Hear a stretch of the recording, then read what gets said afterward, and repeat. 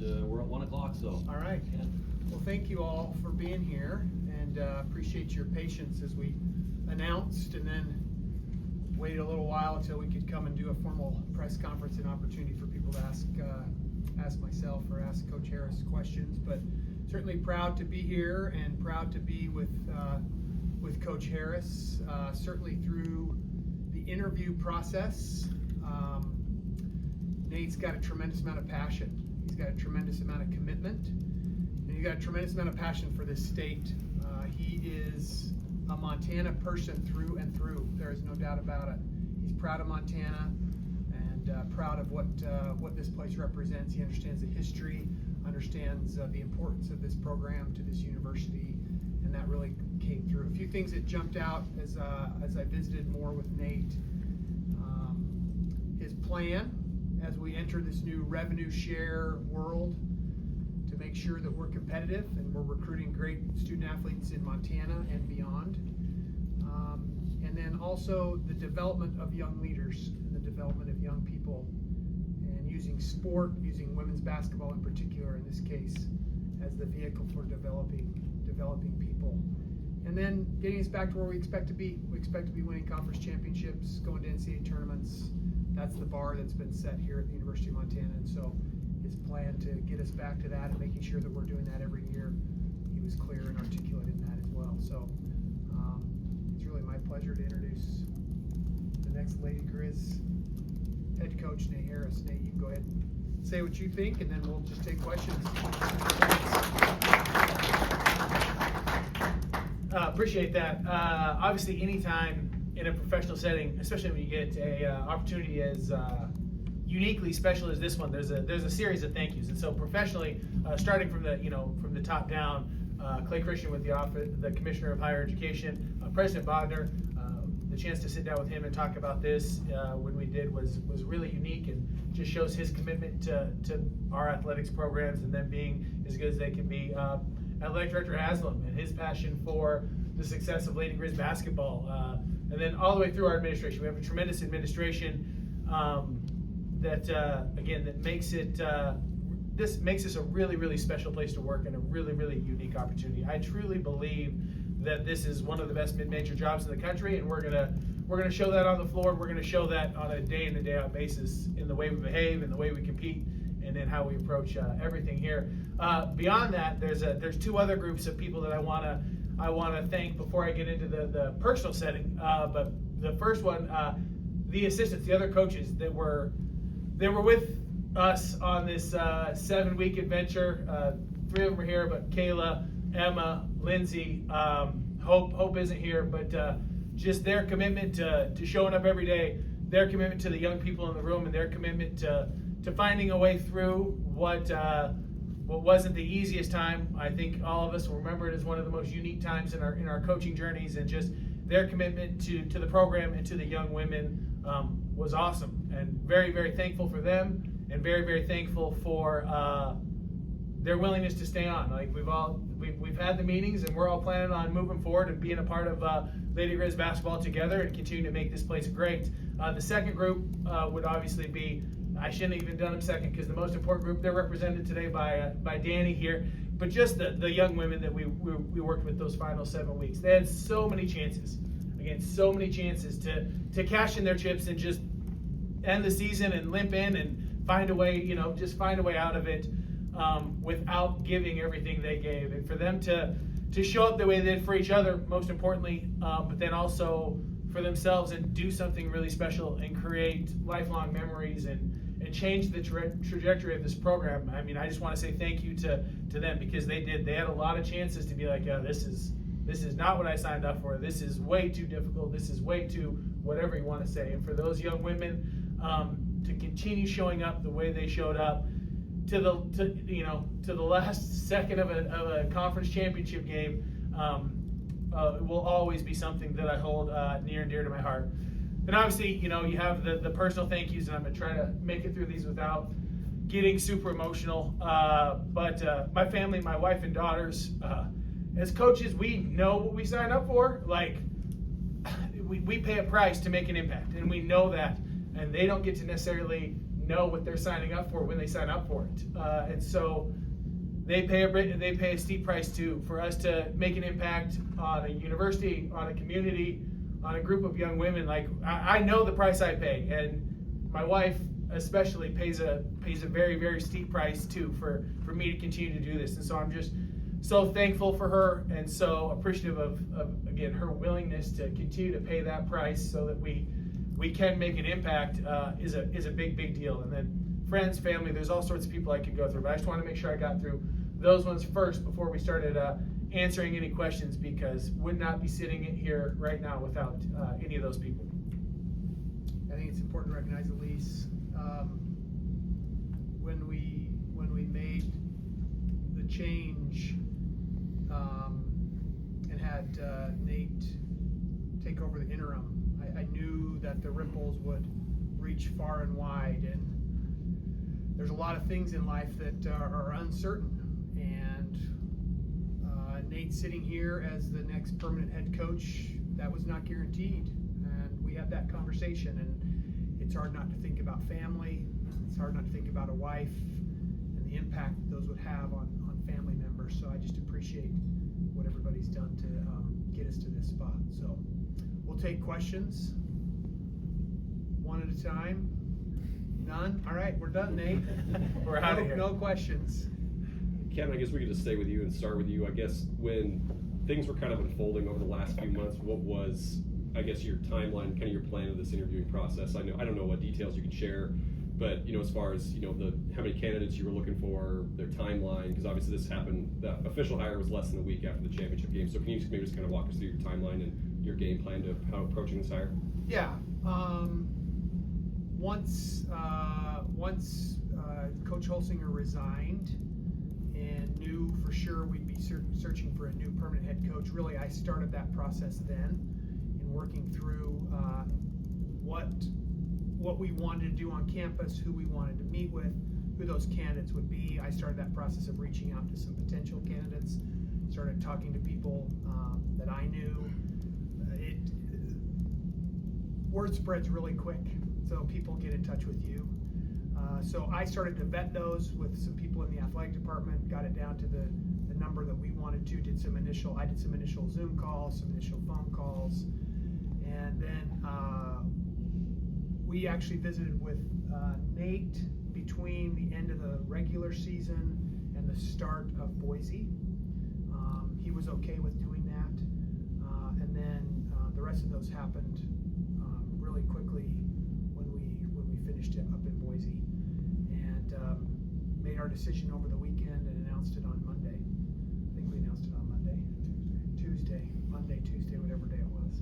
So it moved quickly. The goal was, at first, really wanted to have someone in place before the transfer portal opened, but if that timeline wasn't going to be met, I said all along I didn't want to do it really quickly just to have it be done to meet that transfer portal.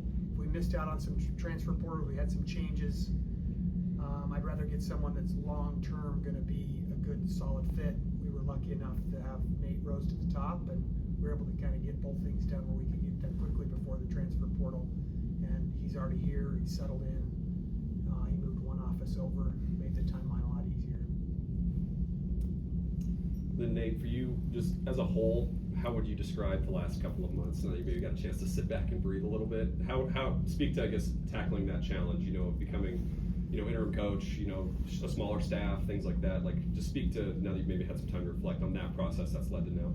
I mean, starting with unique, like obviously I don't know that that's ever a plan when you're, and then just, I would say a great learning process. Like, it really helps you understand the value of now. Like, there's so many things that are beyond your control. I think it really helped.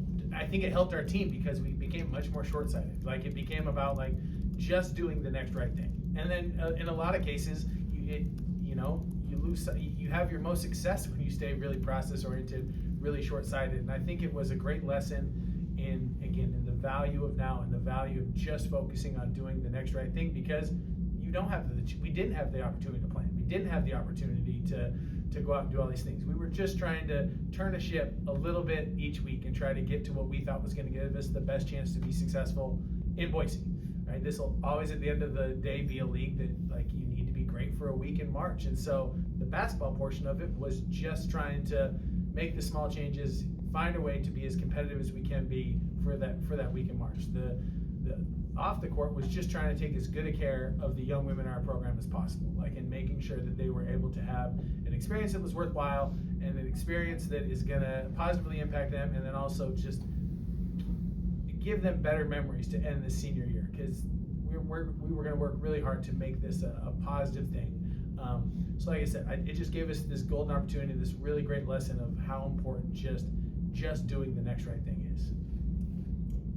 Ken had mentioned just kind of your plan for the program and vision forward. Can you just maybe speak more to that, and specifically kind of in-state recruiting and just how important that is? Because it feels like a lot of Montana girls now leaving the state entirely now, so maybe you guys are recruiting against bigger schools in the past. Just the plan as a whole and that particular element too. Yeah, absolutely. I think that Montana has become it's always been a hotbed of really, really good high school girls basketball, but the secret is out. I always jokingly say with one of my dear friends, Jocelyn Tinkle, that like you kind of broke the mold here when she took off to Stanford. It opened the floodgates a little bit there, and so we just have to compete harder. And in today's day and age, that means that we have to make more aggressive offers to young women, and we can't expect anyone to stay somewhere just because they're from somewhere, right? If you're asking people to make this altruistic decisions when they're 17, 18, 19 years old, that's just not fair to them. And so we have to compete harder. We have to be more aggressive in how we recruit them, in the offers we make to people, and then make sure that we're doing everything we can to make this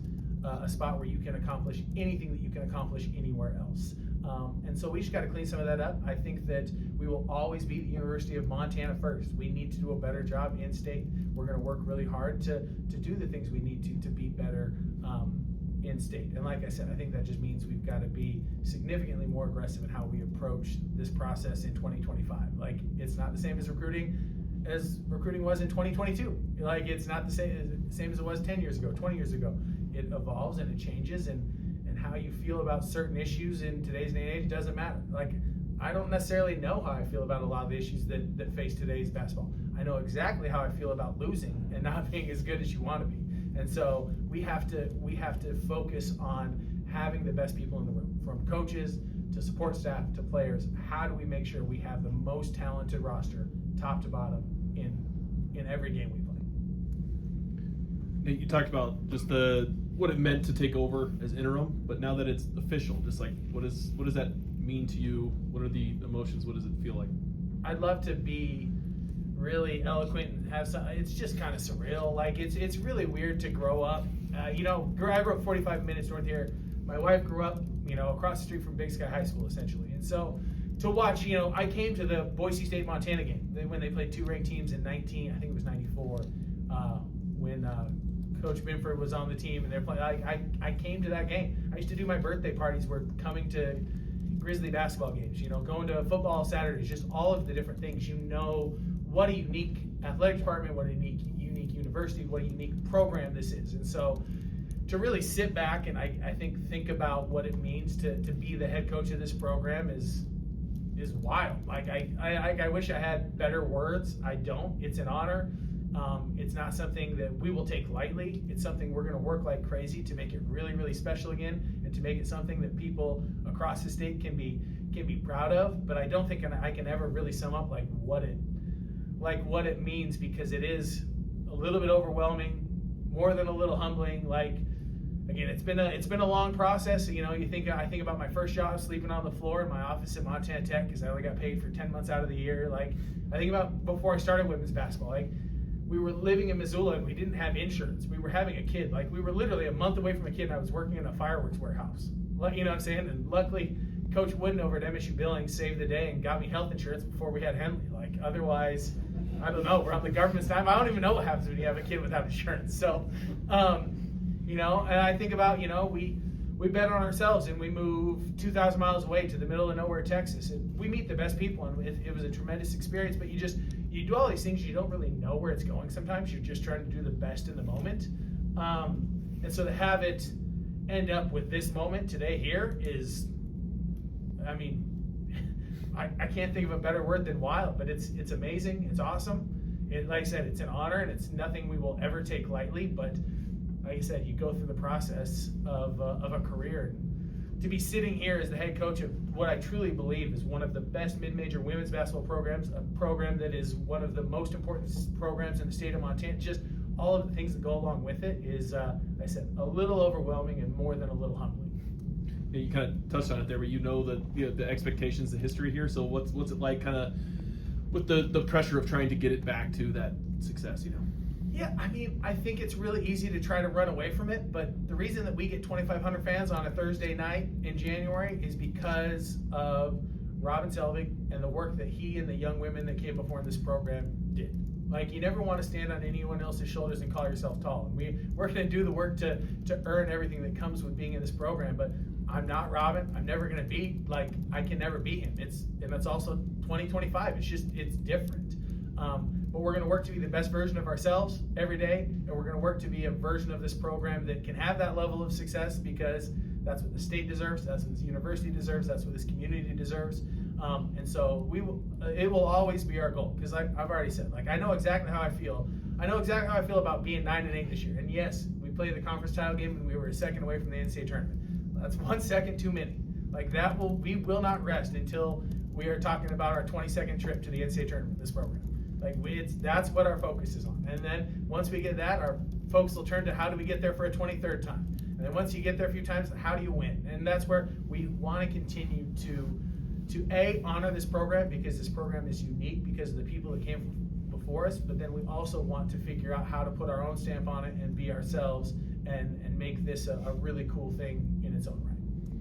When you take over, you can't make wholesale changes mid-season, things like that. Now that you're at this point, what are some things that you want to do to imprint what you want into the program and moving forward? I think you saw a lot of it in the conference tournament. We finally just kind of went for broke and said, you know what, we're gonna spread you out offensively, keep it really, really simple offensively. But I think you saw a much more physical, a much meaner version of us on the defensive end than we've been in a long time. And so I think that'll always be our hallmark, is we have to become a more physical basketball team. We have to become a meaner basketball team. We have to become a team that competes their way through difficult times and doesn't try to do anything other than play as hard as we possibly can every chance we got. And that was maybe the best compliments we got during our week in Boise, is you guys are really guarding, you guys are defending. To have former Lady Griz be this reminds me of how hard we used to play. This reminds me of how hard we used to guard. That's what we want to be moving forward. And that's where I say that this group, not for nothing, they moved this program forward. They moved us closer to something really special because they set the tone defensively and with how hard they played. I would defy somebody to watch that and find more than 5 50-50 balls that other people got to, throughout those 3 games. We got to 50-50 balls. We got on the floor. We were physical. We held, really good teams in check defensively, and that's going to be the focus of what we do: a physical, tough, mean defensive team. And then offensively, we're going to try to spread it out. I'm not the smartest guy, but I did get a math degree from Montana Tech. 3 is more than 2. Probably going to take more 3s than most people. Oh, that's a lot of 3s. Well, they're worth more. It's okay. But again, we're probably not gonna. You're not gonna see 2 people. We're gonna keep the rim empty for people to have opportunities to make plays. And then I was really proud of the way we shared the ball down the stretch. That'll also be a hallmark of what we do. We want to move the ball. We want to make it fun for the fans, fun for the players, and have a really good time. And I think, all fans of mid-major basketball, I think whenever they have, young talented players, you're worried that they're going to leave. I guess, can you shed any light on any conversations that you've had with girls on the roster and for that moving forward? I don't necessarily know the rule. Yeah, we don't expect to lose any of our young players. We're excited about the future. We've had great meetings so far. They're excited about the direction we're going. We're excited. We're going to work really hard to take care of them in a way that keeps them in the maroon and silver for their entire careers. And so, we feel really good about the roster we have returning and the people we have coming back. And then, Kent, what was it like kind of evaluating Nate throughout the year once he took over? And then how much did the success in Boise, and then also, we heard a lot of some of the player statements about how much they enjoyed playing for him and some powerful ones at the end of the year. How much did that play a role in keeping him around? Well, one of the things as you're hiring a head coach, the most difficult thing is projecting what they will be like as a head coach. And we hire a lot of first-time Division I head coaches here. It's just how it is. And so it's amazing. It's only one chair over, and they get to stand up during the game, but it's a gigantic jump. And so as an athletic administrator, you want to reduce that risk as much as you can. And so being able to watch Nate for 17 games, get a chance to see how he interacts with officials, how he interacts with the public. And I understand he's kind of like the substitute teacher at the time, right? Like he can kind of do whatever he wants because he's in the interim role, but you still get to watch how someone reacts, and you still get to see the adjustments that they make, how they treat people, and you get to reduce that risk of that move over to the head coaching chair. And so certainly watching all that played a big role in it, no doubt about it. Watching how the team performed in Boise was tremendous. It's exactly what we wanted to do. Now, the downside of being an interim coach is you get to see some of the downsides too, and you get, if you're an athletic director, you get too caught up in that moment that wasn't great and how much weight's that going to play versus that moment that was great. I certainly knew that the players liked playing for Nate. He recruited them. But another thing is, I talked to the players, is this has got to be higher beyond your tenure here. You want players to be able to feel good about that coach and provide you that input, but it's also got to be projected beyond that. So all those played a role. Certainly the performance in Boise helps, there's no doubt about it, but the ability to watch somebody in the heat of the moment, how they react, how they adjust, how they take criticism, those are all real key points that I thought Nate did an excellent job with. Nate, obviously the transfer portal opening up this week. I mean, this is a program that's been pretty active in the portal in recent years. Is that something you probably see to continue in this offseason? And also, if that's the case, kind of what would be your kind of sales pitch to prospective players? I mean, I think that if you look across the college basketball landscape, both women and men, that the best teams, for the most part, are kind of the oldest and the most experienced right now. It's kind of the hallmark of really successful. The one exception would probably be the Duke men. You know, they're young, but a lot of the best teams are old and they're experienced. And so I think that we do need to use the transfer portal to get a little bit more mature, get a little bit more experience on our roster this year. I don't want it to be a hallmark of what we do forever. I think that there's a really special part of coming to a university and growing up with a fan base, growing up with each other, and then selfishly for me, my kids getting to grow up with them, like my kids. It's always been something I've really enjoyed, is my kids getting to grow up at the same time as these young women that are coming in here. But it definitely will be something we're going to use this year to get more experienced. That being said, like, what's the pitch? Like, you're going to play a fun style. You're going to play somewhere where it matters. I'm a father of 4 daughters. I wish that college women's basketball, and it's getting better. It's closing the gap rapidly.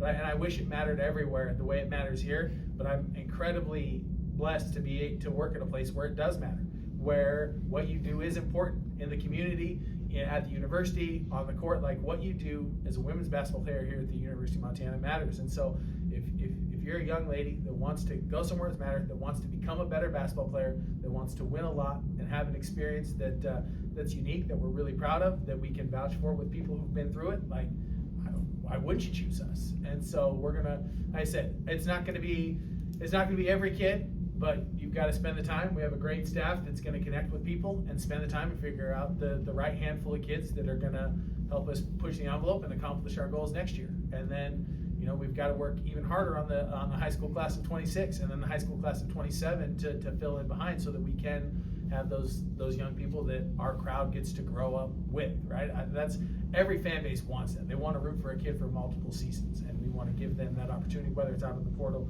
or whether it's out of high school kids. Like, it makes it more fun. And then selfishly, I love the fact that my 11-year-old will, you know, connect with a kid and she'll be 16 when they leave, or, you know, whatever it is. And so that part's selfishly really, really fun for me. And then as the offseason kind of gets going, what is kind of your timeline over the next few months and kind of how you look to start kind of attacking this role? Number one is best people in the, like, we've got to finish off our staff. We've got to get the best players that we can get, and then we've got to get them on campus and get better for the summer. Now there's a litany of other logistical things that we've got to get ironed out, and there's details that we've got to get ironed out. We want to get our schedule done. We want to get that done far in advance and get that released. But our focus far and away right now is making sure that we have the best staff, the best roster possible, and that they're right back here on June 1st, getting better and preparing for a successful season next year. All right. Cool. Thank you all for being here. Thank you. Appreciate it. Thank you so much.